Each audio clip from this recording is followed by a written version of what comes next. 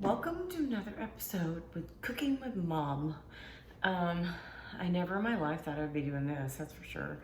But also this becoming the norm, and I say this, making bread after last week's Texas storm apocalypse, if you will. We still can't buy bread and don't know when we can. So I used to think this was a frou-frou tool in my kitchen, but it literally has become a needed tool these days.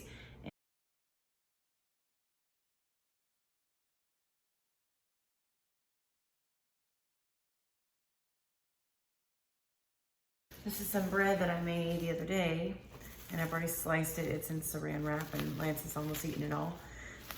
So I need to make some more. This is fantastic, by the way, using it as French toast. And I have a fantastic French toast recipe that I do kind of willy-nilly, but I'll try and do that as well so you can kind of see how to do it. Oh, that was so good, that French toast. And the cool thing about French toast is you can just throw it into the freezer, slice of course, and pull it out, stick it in the toaster, and it's like you just made French toast that morning whenever you need it. It's so fast and convenient. So we're gonna make bread today using the bread machine, and I have everything ready to go. So let's see. This is this bread machine is by Breadman, and I can't remember what size it is, but I'll pull out this. So it sits about yay high above the container after it's cooked. So about that much bread from here to there. So, all right, so the first thing we're gonna do, and usually when I used to make this bread, I would buy the bread machine bread mix and just throw it in because it was super easy. But you can't find anything like that right now. If you could, I hadn't really looked for it. I needed yeast all last year and could not find it. So I finally went to Costco.com and bought this giant thing of yeast.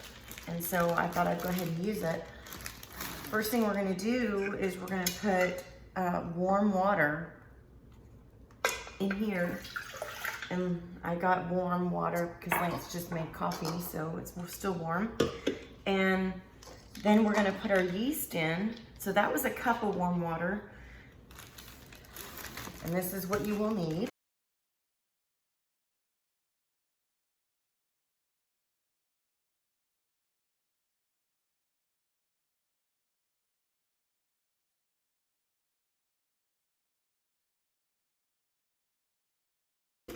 Warm water, yeast, bread flour, oil, and sugar, and that's it. So we're gonna now put a teaspoon and a half, so that's 1 teaspoon,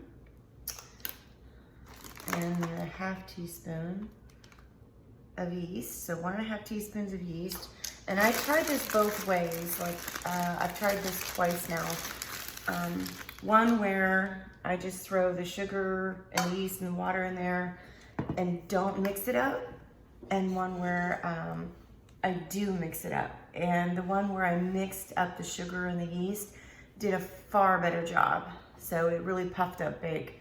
Okay, so 2 tablespoons of I use the organic sugar from Costco, the unbleached sugar. I think it tastes so much better than table sugar, but you just use what you have. I'm gonna use that. And then I use the same tablespoon, since I'm not gonna really use it again, and I use that tablespoon to mix up the warm water and the yeast. And this was a trick I actually didn't know until I found this recipe, but you need to let this sit for 10 minutes with the door closed. So I'm letting this sit for 10 minutes, and I usually put this little pot holder over the window. I don't cover up the vent though, I just put it over the little window I don't remember why. I think maybe light affects it, but that's just what I always do. And so we'll wait 10 minutes and we'll come back and then we'll put the flour in and the oil. Okay, so we're back and it is time to put in our oil. I always put the oil in first. I don't know why, I just do. I don't know if there's a better order, but I figured liquid on top of liquid. So 1/4 cup of oil. And I'm using just basic vegetable oil, just because that's what I had. And I don't know what kind of oil you will use, but that's what I'm using.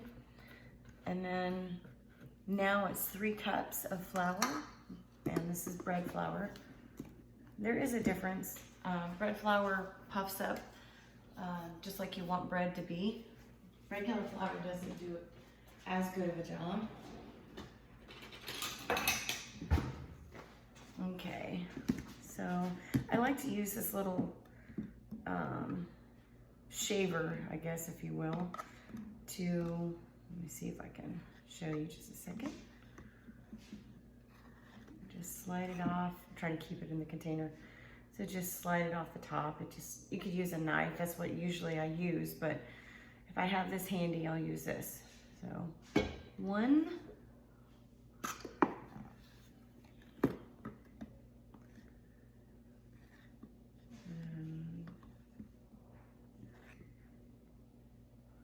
2,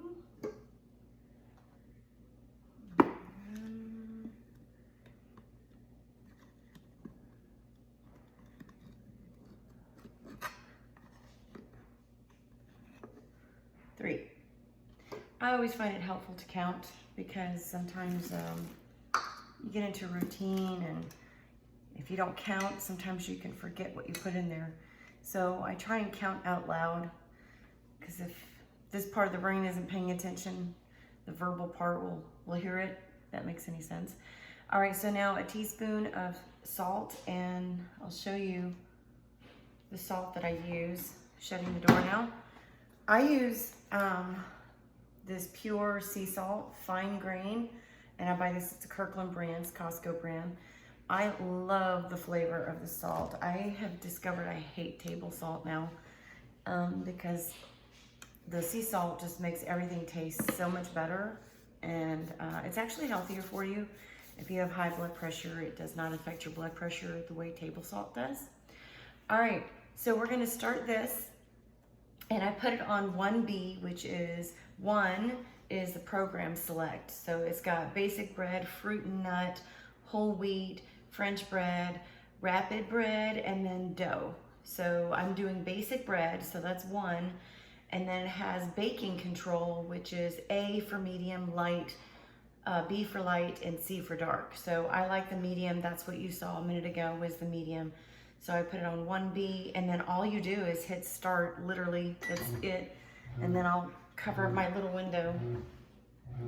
And I don't know how this pot holder survived the move. It's stained and ugly and gross, but we always use it. It's really handy for like even under a hot bowl or something. So that'll cook for, well, I say cook, it's going to mix it, and then it's gonna raise, and then mix it again, and it'll raise, and mix it again, and it'll raise, and then it'll cook at the end. So that's 3 hours and 40 minutes for a loaf of bread. So it does take some time. So that's why I'm doing it earlier in the morning, especially since we're gonna be busy all day today, and I'm working and we're doing stuff. So that's it for making a basic bread from your bread machine. And if you do get a bread machine, if not, you can do this by hand, which would be harder. But if you have a mixer with a bread hook, you can do it that way too.